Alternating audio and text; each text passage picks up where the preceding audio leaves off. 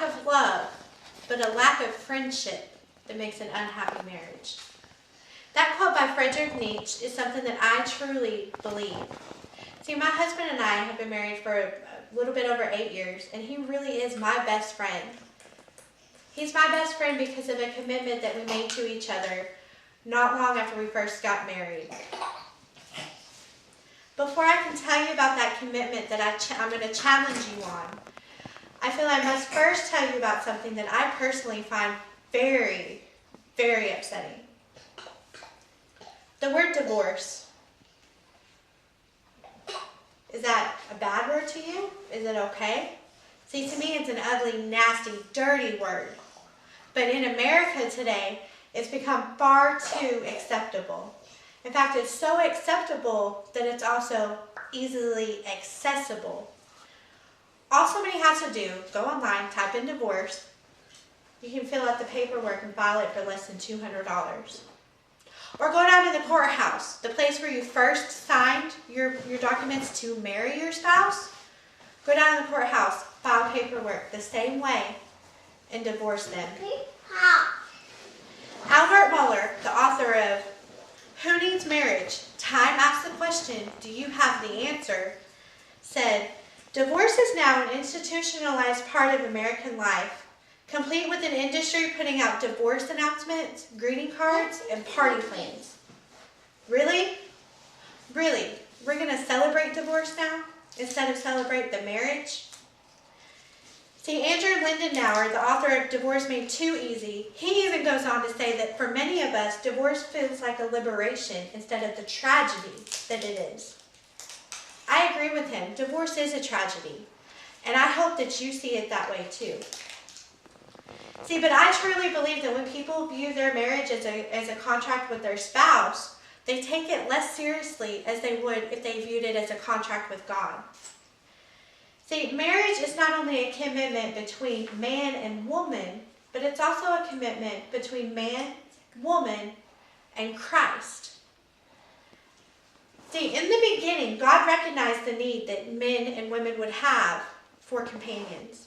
See, in the Holy Bible, and I'm going to use the New International Version when I tell you this, in the very beginning, in Genesis 2:18, God created Adam, but then he recognized Adam needed a partner. And he said, it is not good for man to be alone. I will make a helper suitable for him.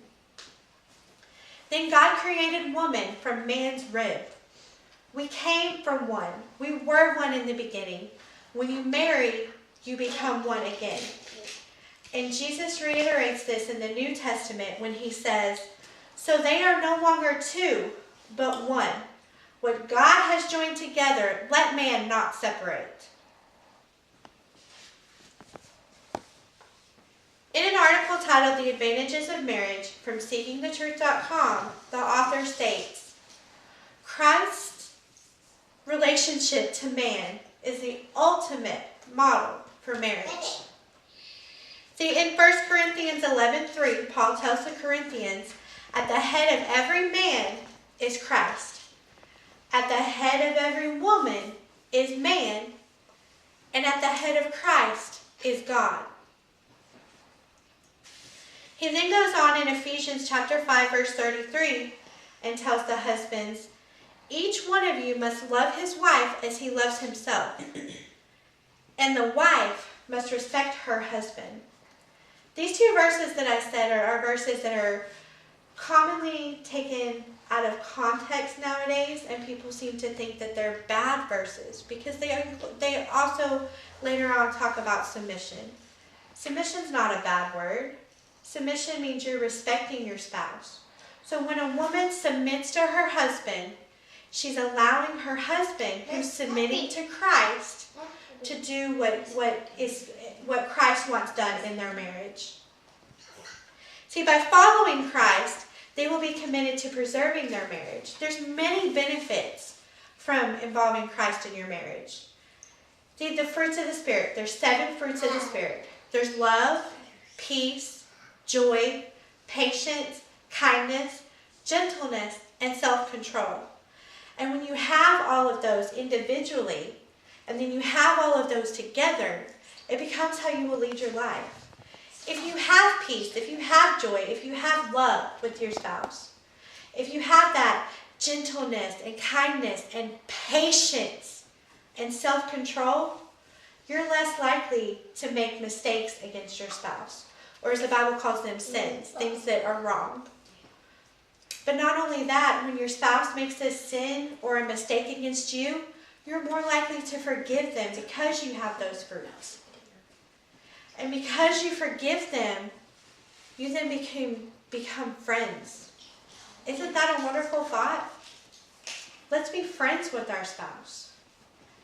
In fact, when we're friends with our spouse, we become companions as well. And companionship is something that we drastically need.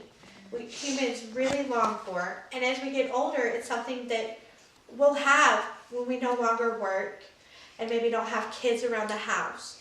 We'll have that companion with us. Not only will we have the fruits of the Spirit and companionship, but I also found out that divorce rate among Christians who regularly attend church, so they're going to God's house together, are 35% less likely to divorce than those who don't. Let's take a look back at what we've discussed so far. See, divorce is all too common in America today.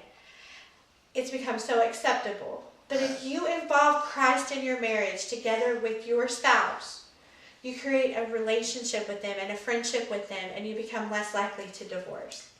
See, this is something that my husband and I did about a year or so into our marriage.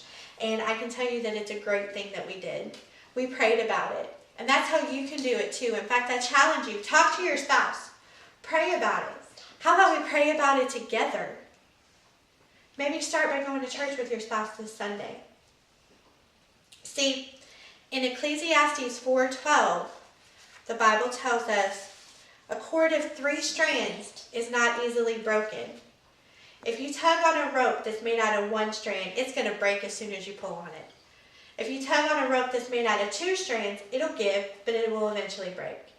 But yet if you have that rope, that cord that's made out of 3, it's not easy to break that. So let's make ourselves, our relationship with our spouse, the cord of 3 strands. You, your spouse, and God. Thank you.